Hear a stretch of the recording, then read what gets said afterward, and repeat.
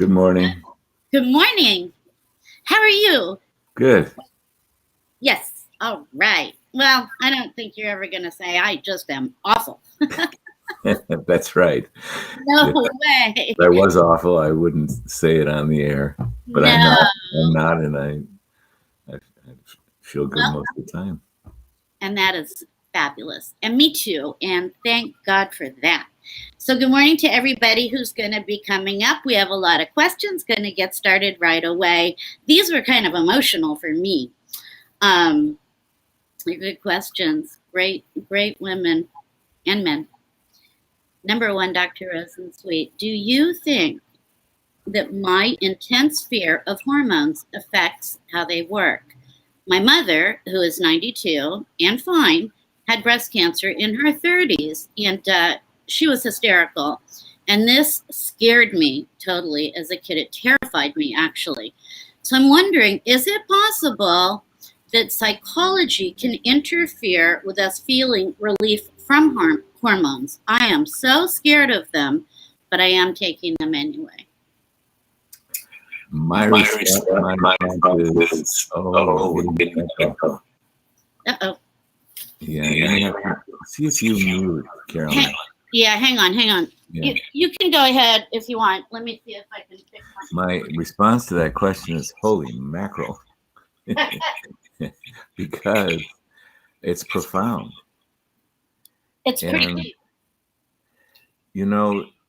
during our days, we're present, we're involved, we have perceptions, we have thoughts, we have feelings. And there's a possibility that the thoughts and feelings we have don't relate so much to the present moment. They relate to we get triggered into deeper, suppressed, repressed feelings and thoughts that we didn't really access and heal. And our days can be an amalgam of weaving in and out of the moment and who we are and the divine light and love that we are. We're living energy of love.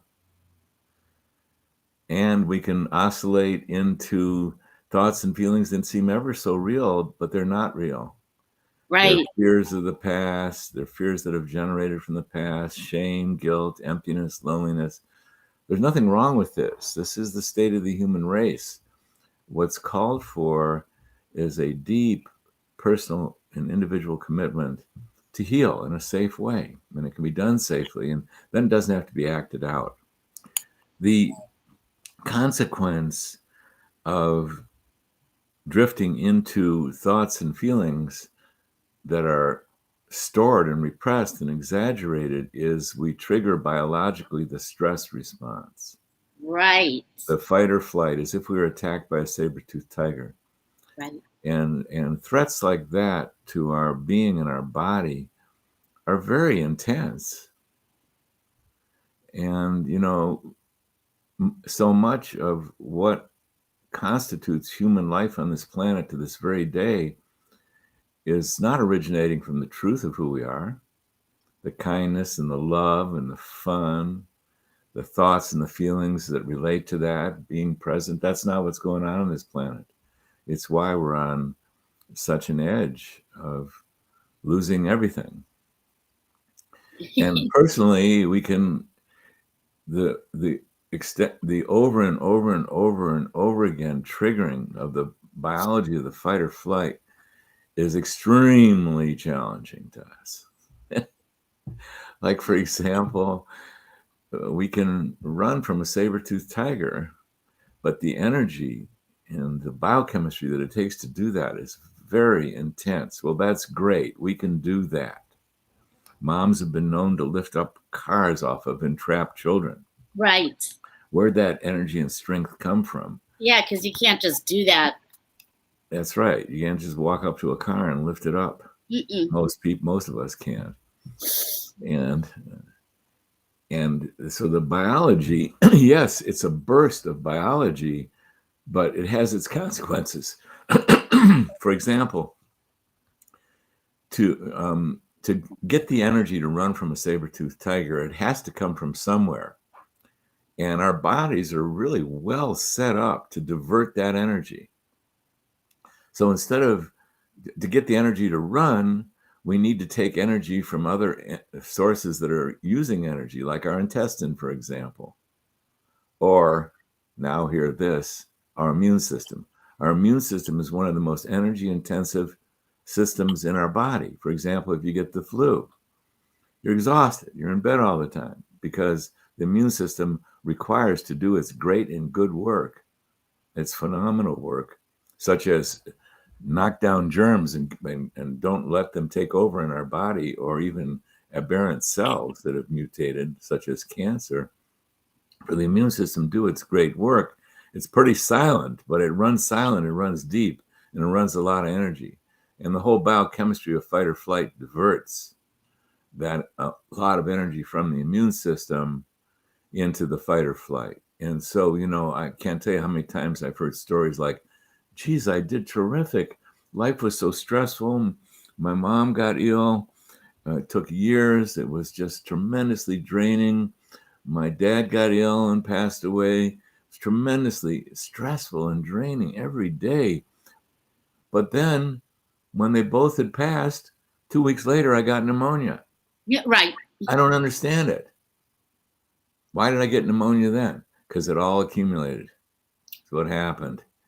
And then a safe space opened up and they got the pneumonia. So what I'm saying is, do our thoughts and feelings and behaviors and choices relate to health? You betcha. But then on the other hand, we can embrace these gifts we're given. And hormones is one of those gifts. So I recommend to this questioner that be sure you read the book Estrogen Matters by Avram Blumey and Carol Tavris. Be sure you read that, because it's really good to understand what the science is about risk. And one of the things we do in the menopause method, in the very first visit, we pause and we describe in detail what I'm about to say here. And if, for example, we think that a woman does not feel comfortable, we won't proceed with the program until she comes to the truth about risk and how she wants to address it in her own life. We pause right there. Nothing wrong with that. We don't want a woman applying hormones and at the same time feeling, yeah, I'm applying these hormones and that's great, but geez, I'm putting myself at risk for breast cancer. So we don't do that. And what I assert for each individual woman, the truth can be known about whether it's safe to take hormones or not. Let me reiterate for this group what the science is. Please. We are all at risk for thousands of diagnoses. Every single medical doctor on the planet and nurse practitioner knows of thousands. And some of those diagnoses that we're at risk for are rather unpleasant / severe. Some of them are even life-threatening Right. and totally debilitating. We're all at risk for those any given moment. There's reasons why we're at risk for so many diagnoses, but I'm not going to go into that right now. We're all at risk for cancer, hundreds of them, and they can happen at any age. As a man, I'm at special risk for prostate cancer. There's reasons for that. They relate to toxicity and all kinds of other factors. As women, you're at special risk for breast cancer, heart attack, and breast cancer, ovarian cancer, and uterine cancer. There's reasons why there's a special risk for that. Now, given all that basic risk that we are at risk for, women who are treated with hormones are at less risk for breast cancer, heart attack, and stroke than women who are untreated. That's the science. That's the statistics. Now, you've probably heard the very, very, very, very, very false information that was published in 2002. It's false then, and it was retracted in 2017. Hardly anyone's heard about that retraction, where the same study committee that originally asserted in 2002 said there was increased risk they said in 2017, published in the same Journal of the American Medical Association, that after 18 years of follow-up, there is no increased risk for breast cancer, heart attack, and stroke. Hardly anyone's heard of that. So here's the science. Although we're all at risk for all kinds of things, women who are treated with hormones and men who are treated with hormones are at less risk for breast cancer, heart attack, and stroke, and men are at less risk for prostate cancer if they're treated with hormones. So that's the science. Now, every individual has got to do their best to assess their own risk. And then you got to do this other thing. If you have not identified that you're a human being, you got a problem. You just burst my bubble. I don't know what I've been thinking all these years, but whatever. Because if you identify you're a human being and you think that you are, then you got to come to peace with the fact that we have arrived into this lifetime with goodness, truth, beauty, the ability to love, have fun, and be happy. That's our nature. Plus a lot of things that we haven't resolved. And what they come down to is a lot of uncomfortable emotions that have been repressed and denied, and a lot of unbeneficial thoughts and ideas and beliefs that are associated with those uncomfortable emotions, and a lot of twerked biology. It's expressed. We're multidimensional. Anything that exists on any level exists on every level. So, like if you come to admit that you are a human being, then the next step that would be really important to take is that you acquire the information, tools, and support to unveil and heal in a safe way all the stuffed emotions, all the uncomfortable and unbeneficial beliefs that you have, all the fear, the sadness, anger, shame, guilt, emptiness, loneliness, meaningless, hopelessness, and even, quote, death energy that people are carrying and associated with all the uncomfortable thoughts. And you can deal with these in a very, very safe way. You do not have to act them out. And when you stop repressing them and you bring them out to the surface in safe ways, and hint, all it does is requires to heal anything you have inside of you, is to become consciously aware of it, feel it, and accept it. You develop a power called unconditional love and acceptance. Holy mackerel. Comes down to that. But you have to be willing, you have to be committed, you have to be courageous. And because all of us have stuffed so much, there feels like there's a quantity issue in there. And indeed there is. So do the good work. This is the great work. And if you don't do the great work, you're going to act it out. It's going to show up some way, because part of the strategy of being a human being is to get us to heal and awaken and evolve and come home to the truth of who we are. There's a lot of pressures to do that. And our planet needs it desperately.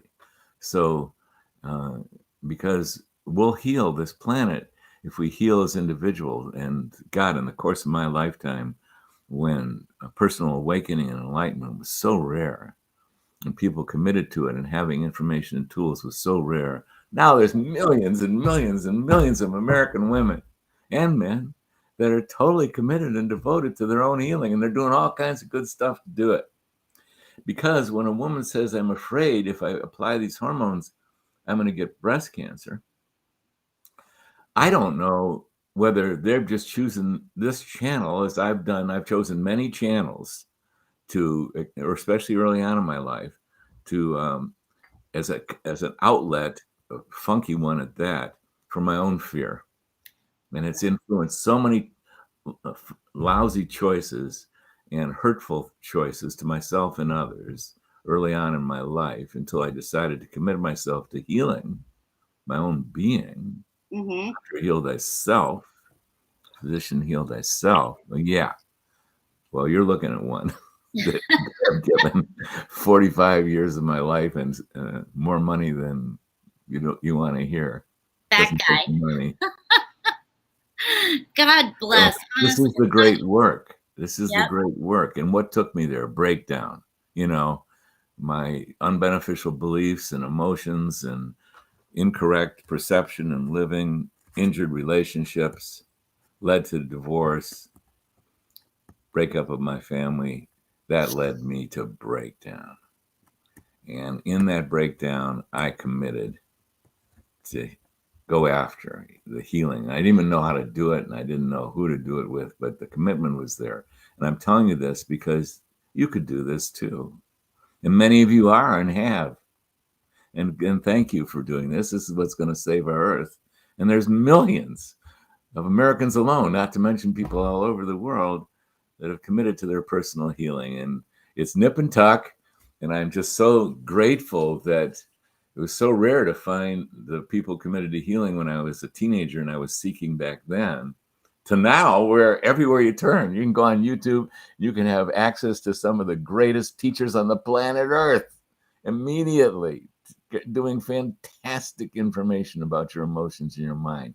So, questioner, when you say that you're afraid that you're going to create breast cancer, well, I'm not naive. I'm a medical doctor. I've seen a lot of people. Sometimes your intuition could be saying, oh, God, I probably created one and it might be in there. My intuition is there. So, do due diligence, get mammograms. They're really excellent. They're not perfect.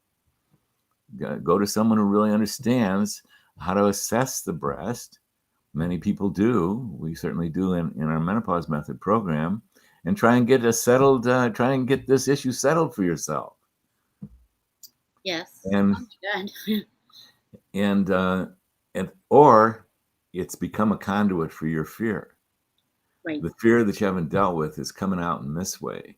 And so that also what's being called for is you acquiring the information, tools, and support to become an expert at healing your own fear in the safety and comfort of your own life, in the safety and comfort of your own bedroom, for example, or bathroom or kitchen, Right. or wherever you are.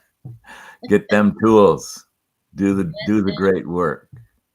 It's an excellent question with certainly an excellent answer. And I so appreciate your honesty and your humility and your being so humble and forth whatever.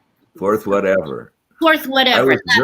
I was very fourth whatever. Yeah, that.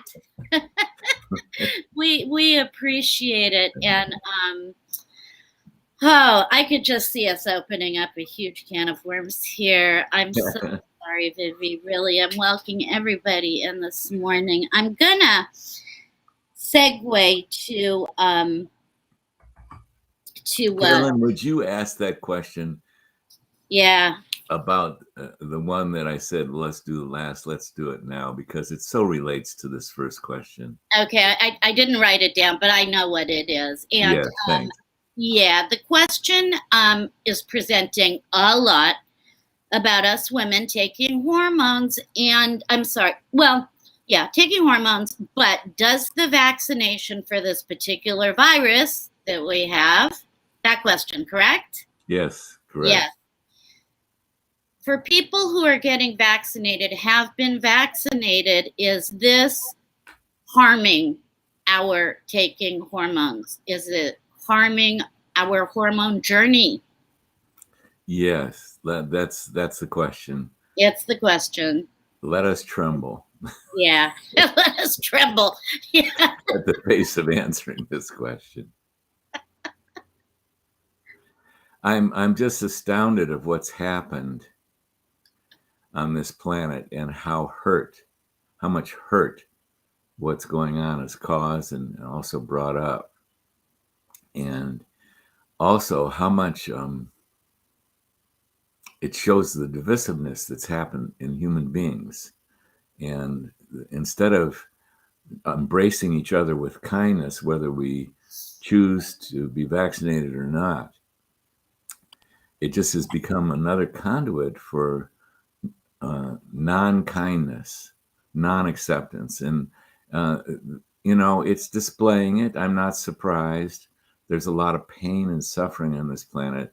And I just hate to see it channeled at a very critical time, because there's so many moving parts about, number one, how one becomes vulnerable to these viral infections and devastating effects. And number two, what do we do here as a human race? We don't have a perfect solution to this. Right. Collectively. Yeah. And the thing I would like to encourage is open up your heart to people who are getting vaccinated or people who are not getting vaccinated. Open up your heart. Please, let's not fight each other over this thing, too. Let's not let this be the conduit of the stress that's going on. You know, one can make a strong case for the value of vaccination. I grew up in an era as a kid when polio was epidemic, and as a kid, I Yeah. very much remember having fear of getting polio. And every so often you hear about someone who got polio and was in an iron lung, for God's sake, a I kid. was going to say an iron lung. And then comes the polio vaccine, and the principle is a pretty good one. Vaccination is a pretty interesting one medically. You give the immune system a dose and exposure to the offending germ at a dose that it can handle, and it has to develop antibodies to it. Our bodies do, and that's protective. And no matter what people want to say about vaccination, I lived through an era as a human being where polio was an epidemic, and now we don't hear of polio anymore. And that vaccine had some effect. So no one can tell me that vaccine is categorically bad and should never be thought of and never done. And at the same time, I've also worked in a clinic with a world famous neurologist. And it turned out that some children who were injured by vaccines came to his clinic for treatment because there's some things in vaccines that sensitive people can have trouble with. But there is no global pronouncement about what to do here. And it's a public health issue. And just for full transparency, so you'll know, when it came down to my effect on the planet Earth and my effect on my family, even though I knew there was pros and cons, pros and cons, pros and cons, I'm not afraid to tell you that I've been vaccinated with 2 vaccines.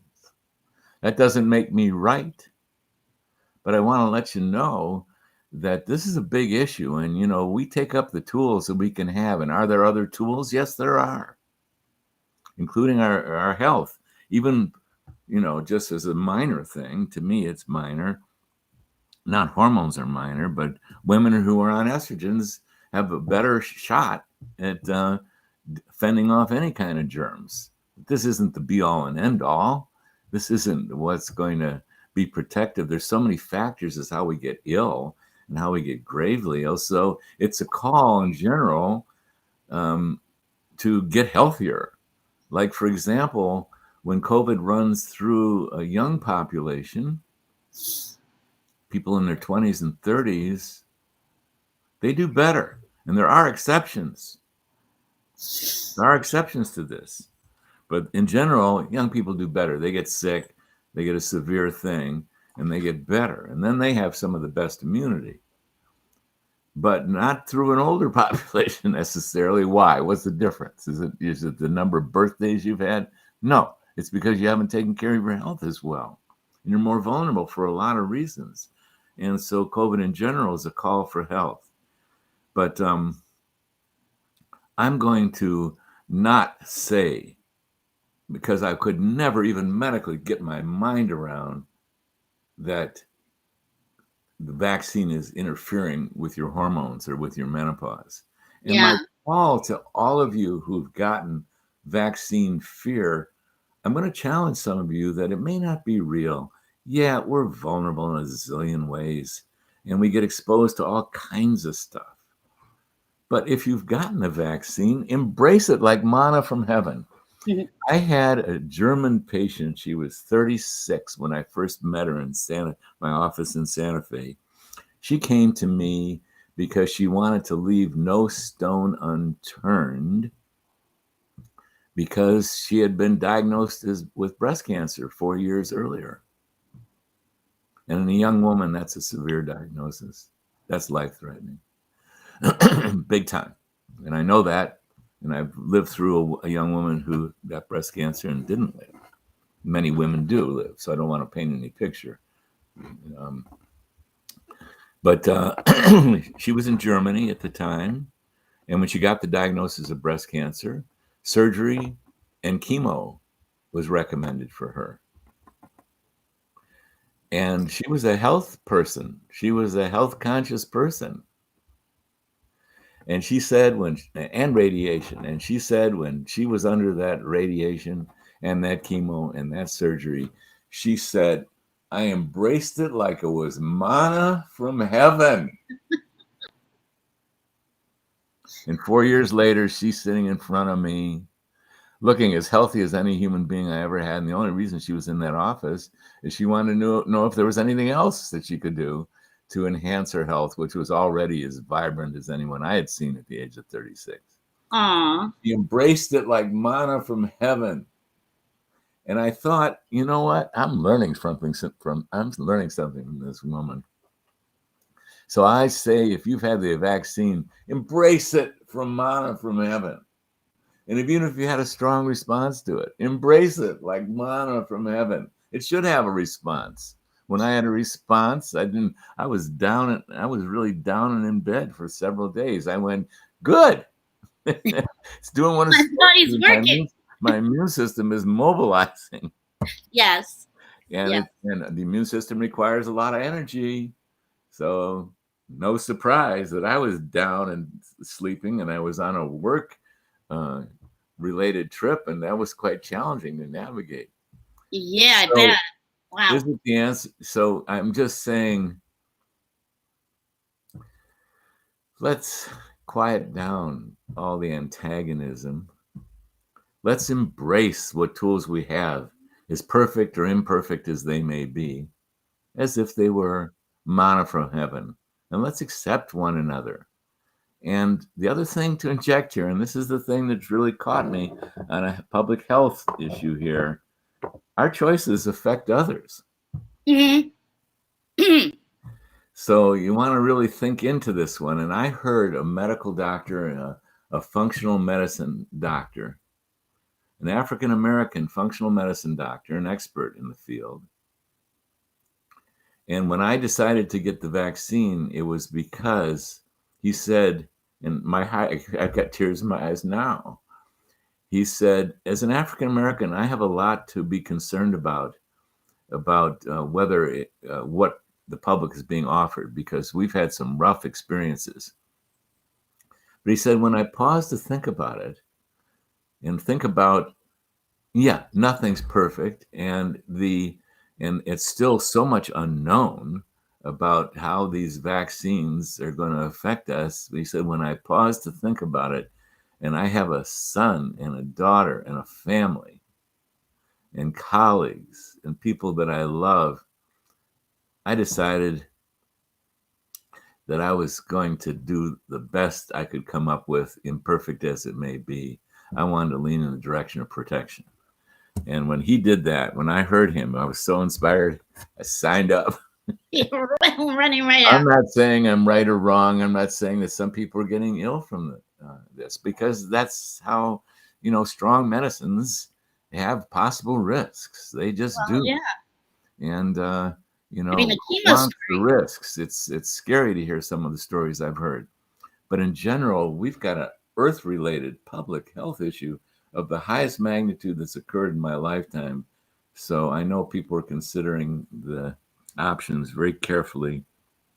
And I say, if you've chosen the vaccine, embrace it like it was manna from heaven, even if you got a little jiggle in your ride there, because you can get through it. This morning, a new acquaintance of mine sent me a video of when she came in. She had a life experience in her late 60s of a life-threatening illness. I mean, they gave her 6 weeks, the best that the Mayo Clinic could offer her after giving her everything that they had related to the illness that she had. They gave her a prescription for hospice. That means end of life, and told her she probably Yeah. had about 6 weeks. And Uh, she went through what many would consider hell. And it was, the interviewer asked her, what was it about that she was able to get through it? Because she's alive and vibrant and cooking and having a phenomenal life. Wow. It's really remarkable.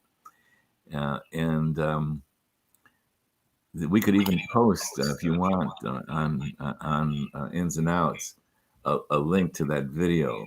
And Please. I yeah, like stories like because that. it's extremely inspiring. You yourself have got an extremely inspiring story, and it My shows story you is what long, happens. though. Because the question was, what's my attitude? Does my attitude affect? Whoa, wait do you see this? Oh my God. And I've spoken to this woman recently, and it's real. This is what you're seeing is extremely real. So wherever you are in your health, healing is possible. And these tremendous life stresses we have, there's purpose behind them. So, yeah, Yeah, does attitude it's matter? Does attitude matter? Are there people who have healed illness, life threatening illness from attitude? You betcha. So, I'm saying, whatever you've chosen, even as it relates to this scourge we've got coursing through the human race, embrace it like manna from heaven, and don't criticize anyone else for their choices, please. And I know you're all deeply considering what's the right thing to do, but it's not only a choice for you, it's a choice for your neighbors and your elderly neighbors. And so there we thank you, go. Kim. It's true. I'm living proof of that 18 years, 19 years later. Yeah. Whoo wee! I mean, yeah, it's deep. So I guess you err on the side of love and positivity. What else are you gonna do? I mean, You can get angry and mean. That's a choice. yeah, never was my choice, but yeah, I've seen that quite a bit. And That's one of the things we want to shift here. no, not at all. What a beautiful interview. I want to ask this question here because it just seems to tie right into everything we're talking about. I feel happy for this woman. She said, "My younger life was not the best. I'm in recovery from alcohol now 6 years," which I say bravo, and congratulations. And she says, "But I wonder if the abuse I did to my body over those years of all that drinking might have ruined my chances to get well in menopause with hormones." And I thank you. Ha! She didn't know anything you were going to say prior to this, but she says, "Thank you for your kind words of hope," which is perfect. Yeah. Yeah. Uh, the there's many human beings who have taken a deep dive. They were living, and then things got harder and harder and harder and harder and harder and harder.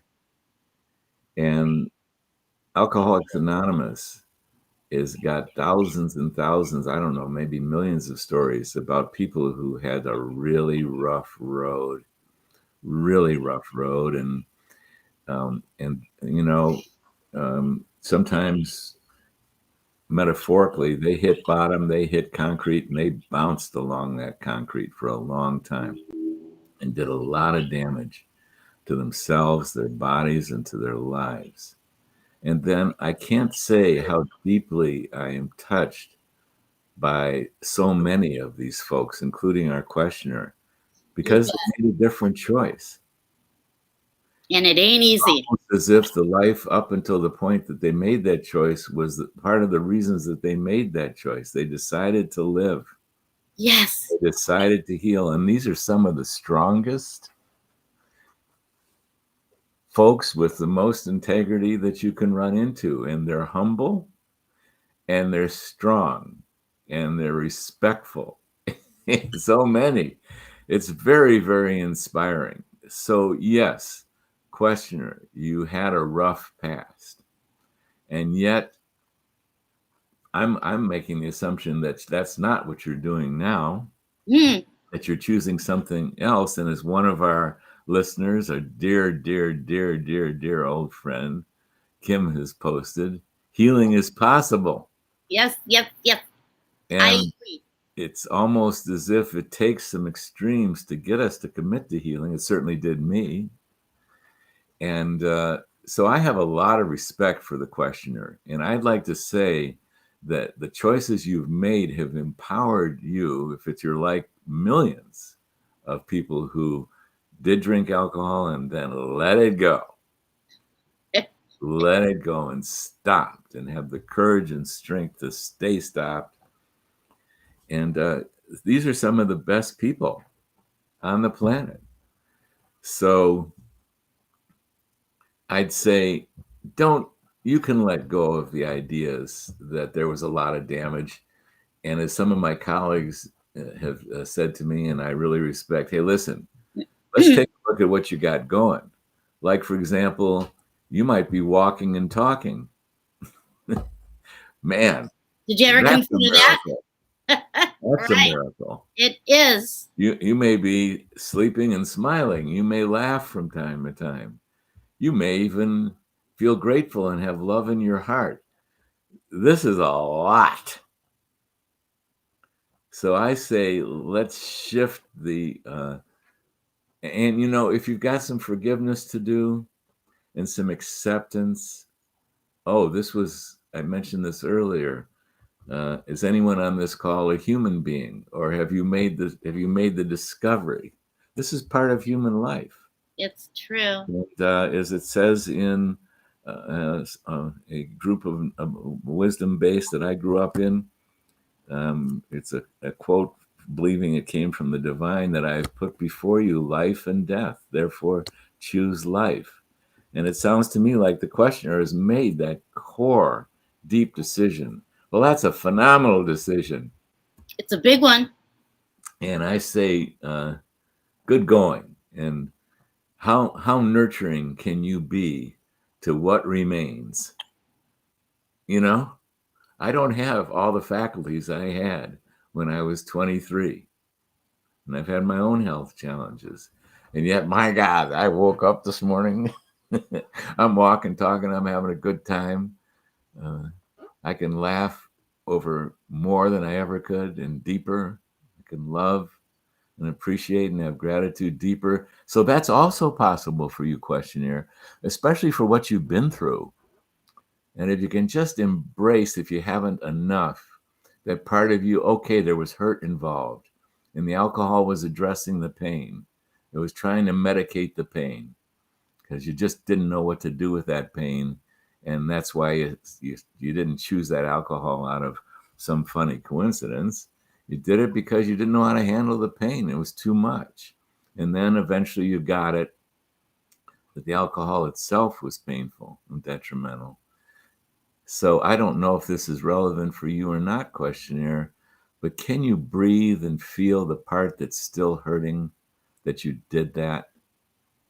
And can you breathe and feel and allow that hurt part of your consciousness and your emotions to be what it is? Be the big tent. Be the big tent. You're going to be the mom for the parts of us that aren't perfect. My granddaughter and I went out to dinner last night. 18 years old. Kim will relate to this. And we had one of the most profound conversations, no mystery, about, geez, there's some things we haven't done perfectly lately. And we identified the parts of ourselves that weren't proud of that felt uncomfortable with that. And those parts exist within us. And then we both sat there breathing and feeling and allowing ourselves to be human and to realize that part of being a human is having unconditional love and for our very own self. So, questioner, please also, if that's part of your healing process, to accept those errors that you made and accept the part of you that was hurt and did the best you knew how. And now you're in a new world because you did say no. And you are on a different path. And you have the strength to have turned away from that life-threatening behavior. So anyway, that's all I have to say about that. Next question. I'm speechless. Truly. Oh, my. You know, again, I'm welcoming everybody up here. It has been a very powerful discussion, and I'm not really too surprised. And thank you, Dr. Rosensweet. I wish that I had my grandfather when I was 18 to sit around and talk with. I don't know that he would have said what you did. My dad would have, though. That's for sure. So, and Antoinette, one day I will tell my story. I promise I will. It's long. It'll take up the whole interview. So I want to get to everybody else's questions, but I will tell it. Dr. Rosensweet, we're going to switch gears a little bit here. Could you please explain what a hormone detox means? My ND wants me to do a good, thorough detox prior to starting on hormones, and I have no clue what he means by this. I've not made hormones in many years, so why do I have to do a detox? ND stands for naturopathic doctor, and they have a wonderful body of knowledge. They're oriented, at least originally, different.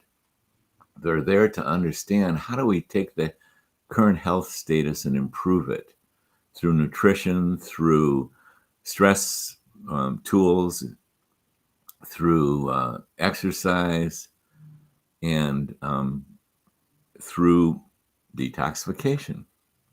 Because this is how we get ill, molecule by molecule. We do indiscretions of nutrition, taking in things that actually are not beneficial for our body. And just as far as detox goes, we have this enormous exposure to toxic chemicals. And they're not like drinking a glass of arsenic or hemlock as they did in Socrates and Plato's time. drink a glass of hemlock and Pager, leave Earth. No, it's not like that. These are molecule by molecule. They come slipping in there, and you don't feel the individual molecule that came in on your non-organic food, because agribusiness is using really extremely strong chemicals as herbicides and pesticides for wrong reasons.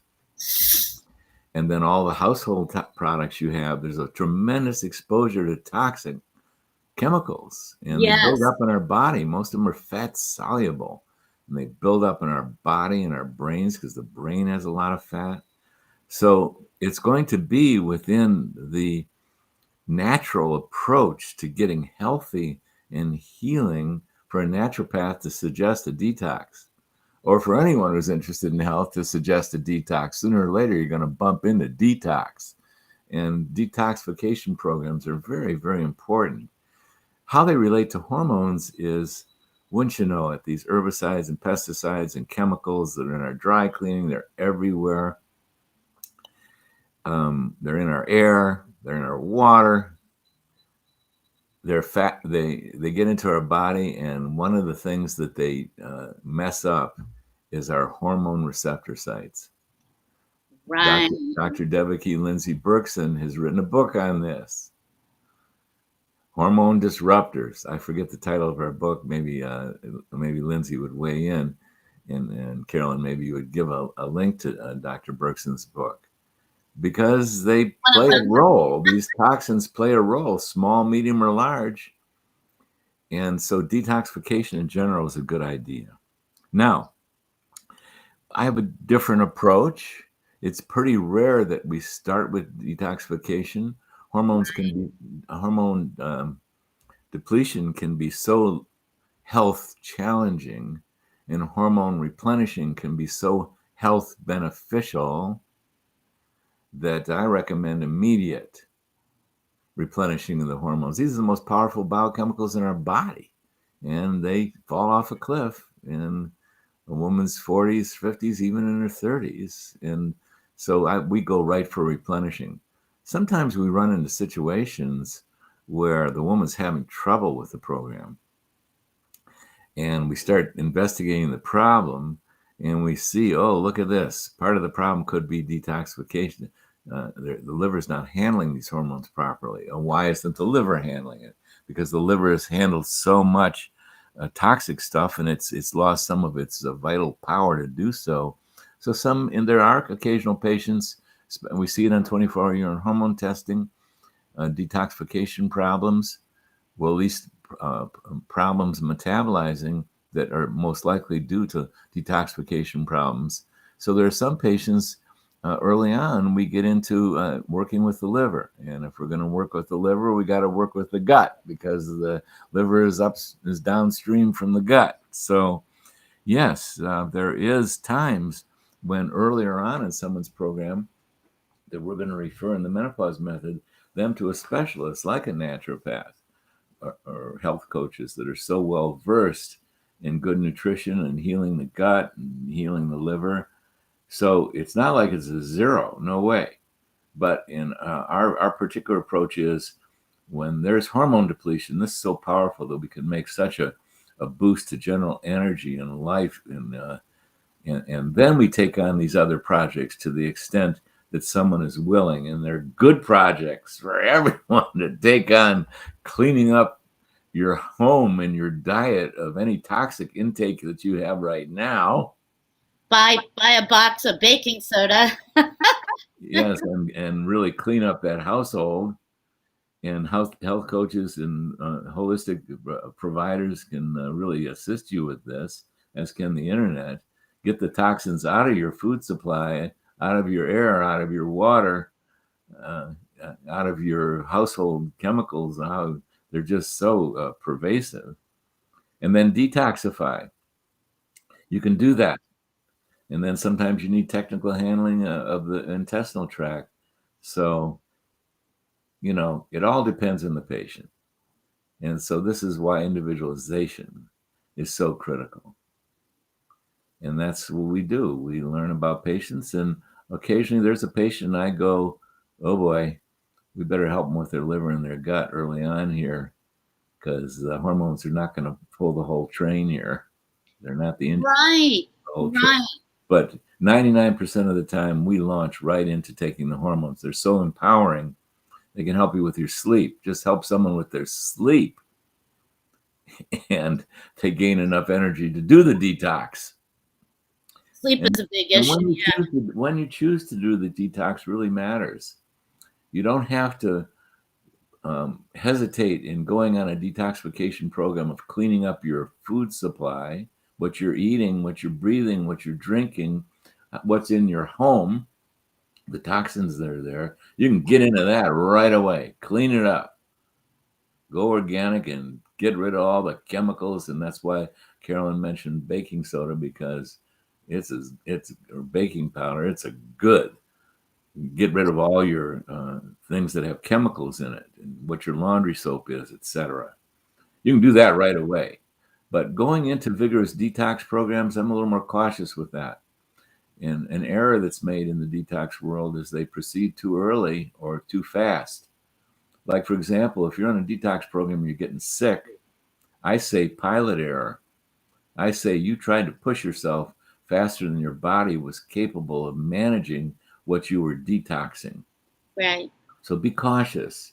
You should, that old saying, no pain, no gain, just doesn't make any sense. No. Medically. So And yes, it's true. Careful about detox, and just do it right. You shouldn't be sick in the process. Ew, no. No.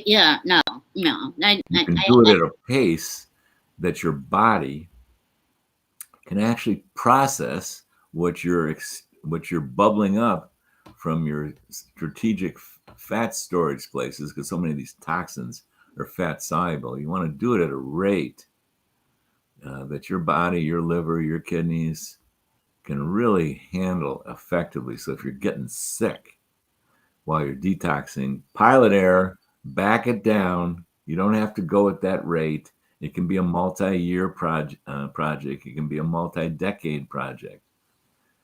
yes, detoxification, the naturopaths are really on this one and they're really correct about it. But when and where and how fast, and would it postpone any hormone treatment? 99% of the time, it would not from our menopause method. Right. So we have a few minutes left in this last question. I can't believe we made it through all the questions. I'm willing to go just a slight bit longer because we interjected that one question that was so crucial, not necessarily hormonal. So I'll go another 5 minutes today. Oh, thank you If so like, yeah. much. No, that's fabulous. That's a great honor. Talking about detox, talking about hormones, there are these things I learned about way back when called xenoestrogens. And there are these other things called mimickers. And there are these other things you just brought up called receptors. And the question is literally just that. What are xenoestrogens and mimickers? And am I having something get into my receptor that really isn't estrogen at all or progesterone? Is that possible? It is possible. Uh, Like there's a jillion chemicals out there in the world.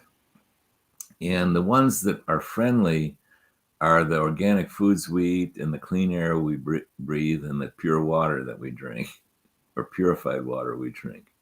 better yet, yeah. Everything else is foreign to our body. And every other foreign molecule has a minuscule or a small or a medium or a rather moderate or an intense effect on us. Some things like herbs and medicines, they force our bodies into a response. They mobilize us and we react to them in a beneficial way.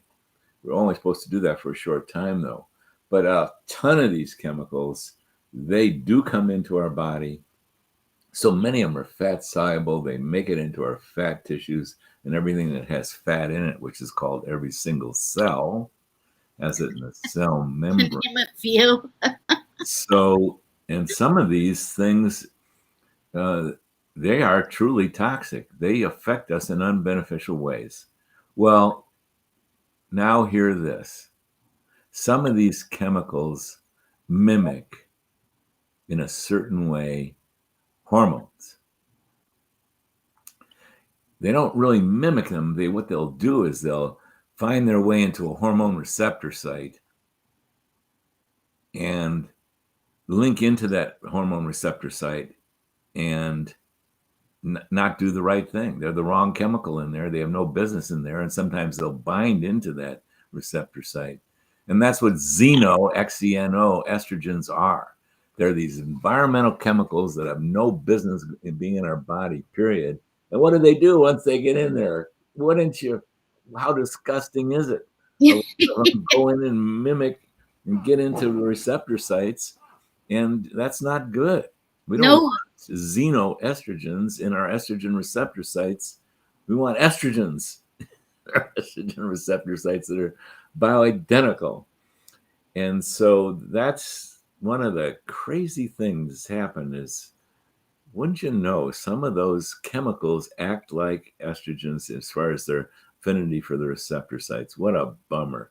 So moral of the story,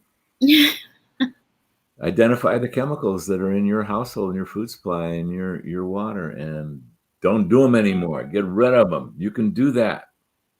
Life gets cheaper. You don't have all these funky products that you have to go purchase and pay money for floating around your house. You can whittle your things that you have to buy to clean up your house and your clothes down to very few and very clean and clear stuff. So when you go to purchase your next laundry detergent, look for free and clear. They still got some stuff in there. There's degrees of free and clear, but it's better than these perfume things.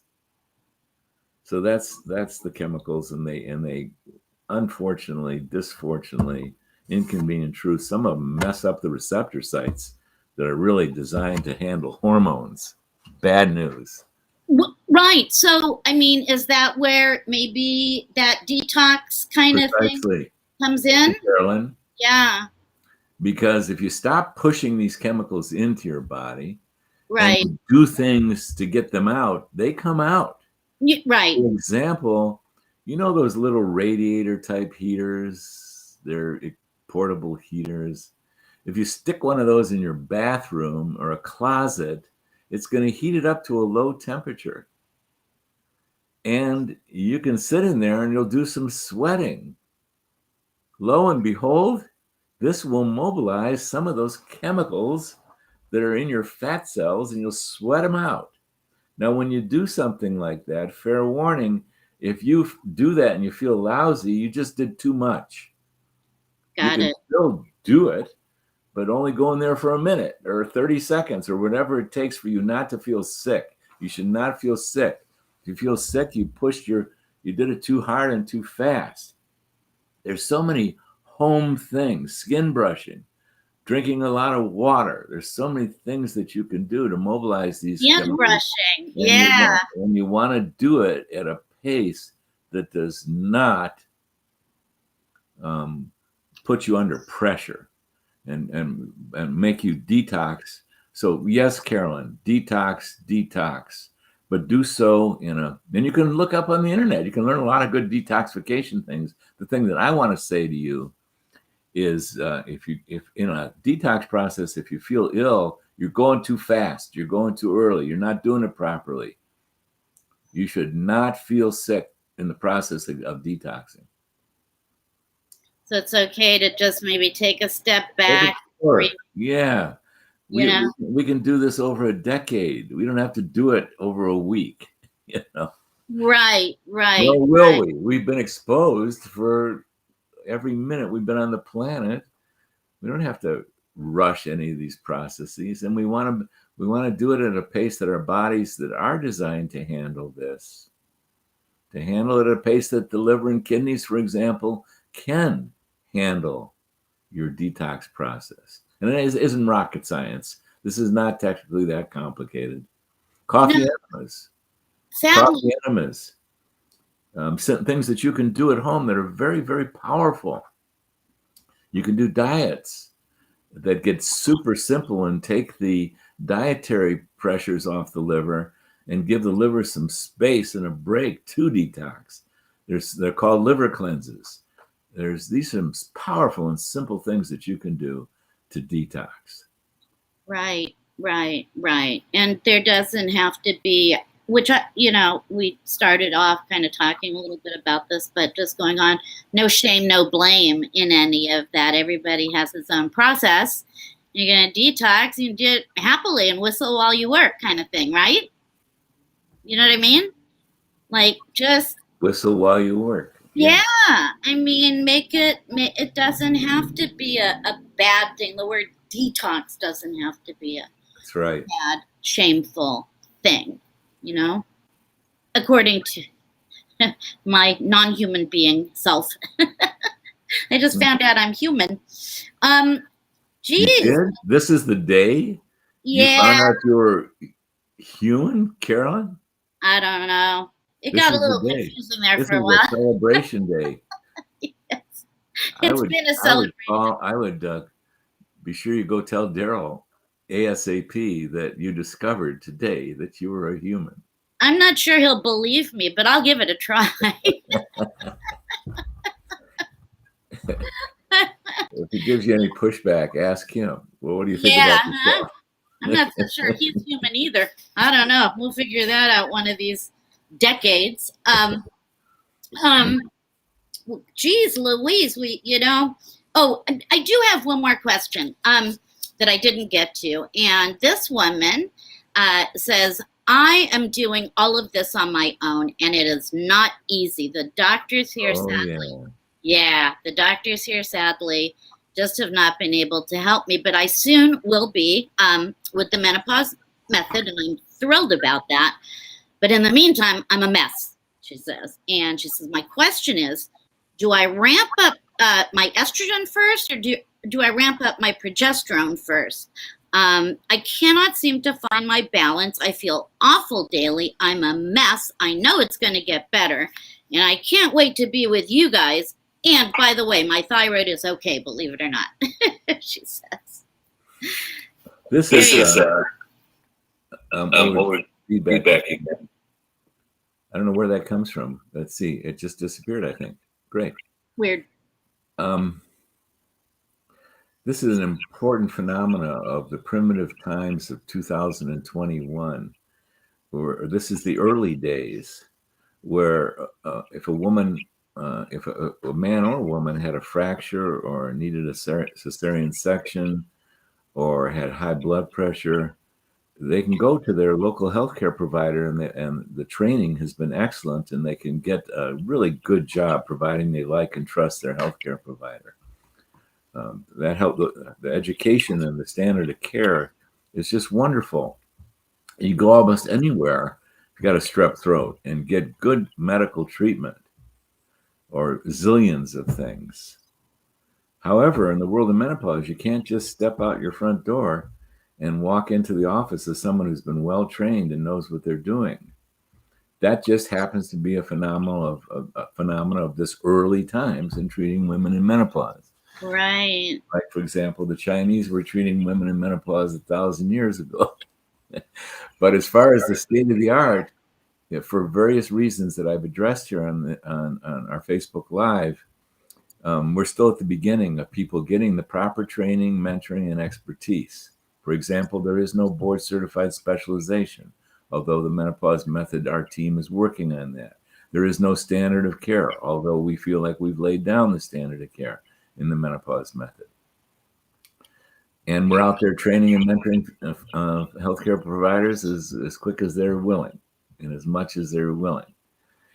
So in 2004, I realized that the women I were working with, number one, I wanted to learn more about menopause. So I wrote a book, and my purpose was to give women enough information so that we could together figure out how to get this individualized. And that book, Carolyn has put it up on Ins and Outs of Menopause, a free download of PDF copy. If you want a hardcover copy, you can get it. But there's a free PDF copy of that book. And so I'm going to recommend to your questioner that you can learn a lot about some of the basic information you need. And then what I don't know is what your symptoms are and why you're not getting this right, because you should be able to do a decent job. If you've got a decent estrogen and a decent progesterone, and even better, a testosterone, you should be able to play with the dosages, even though you can't necessarily get the advice of your provider. But if you got the prescriptions, you should be able to do a decent job of isolating out the symptoms that are estrogen deficiency related, progesterone deficiency related, and testosterone and DHEA related. You should be able to get a clue about that. So download Happy Healthy Hormones. Start from scratch. If you were prescribed an estrogen of some kind, it's probable that it was reasonable within the bounds of a tool that can be used, not guaranteed. I've heard about prescriptions that were too much or too little. If you were prescribed a progesterone, you got a tool there. As you didn't list the milligrams or what you were doing with it, but it's probably in the realm, if it's produced and it's coming from a compounding pharmacy, it's probably decent. And hopefully you got some testosterone too. So I'd say start from scratch. Let go of what you've been doing, and then see what symptoms arise while you're reading our book, and start over again and do it together. You can take estrogen and progesterone together. You want to, really. Yeah, you won't isolate out necessarily what's causing what and what's alleviating what, but you can do a pretty good job of starting those together. I'm going to say start from scratch again. Give yourself a time to wash out hormones. Another error that people make is that they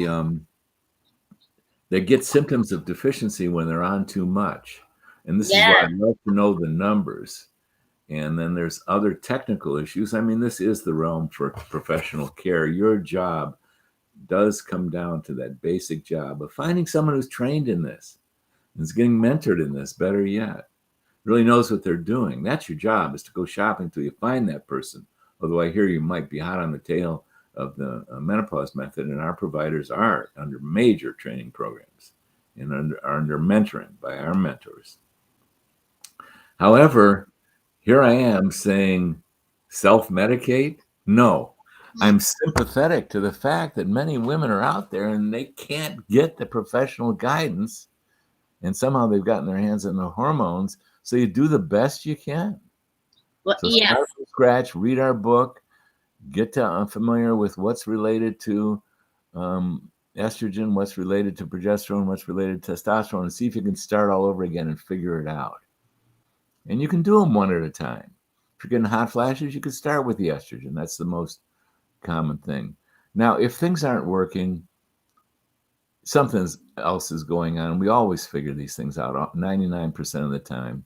So your job may switch from trying to figure it out yourself to the main job. The job I recommend is go shopping, start asking questions, because your women friends or women in your community are you're gonna say, well, here I am, I live in Kansas City, Kansas. Is anyone out there in Kansas City, Kansas? Has anyone found a provider that could help us, please?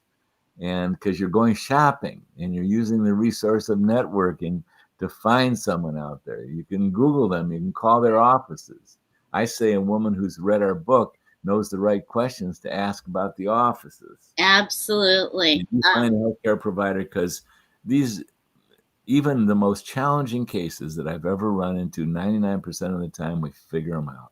And the other 1% of the time, the women gave up on us for whatever good reasons they chose. They just didn't feel like we were the right one for them or something, So I don't know, but to stay with it. This is not as easy as one would hope. For some women, it's pretty easy. For a lot of women, it's not that easy. So what? You still take it on. You'll figure it out. It's doable. So, and I'm going to need to complete for today. Oh, yes. Let me just say that, well, a huge thank you as always. Big, huge hugs as always to everybody. Alma, it's happy, healthy hormones at the top of the ins and outs of menopause with David Rosensweet, MD. There you go. And I'll write to you. Have a great weekend, Dr. Rosensweet. What a great interview today. It really was a great interview today. Special day, yeah. Yeah. So, yeah. Always a pleasure, Carolyn. Always a pleasure, David Rosensweet, MD. All right. Bye-bye, everybody. Happy weekend. See you later. Bye.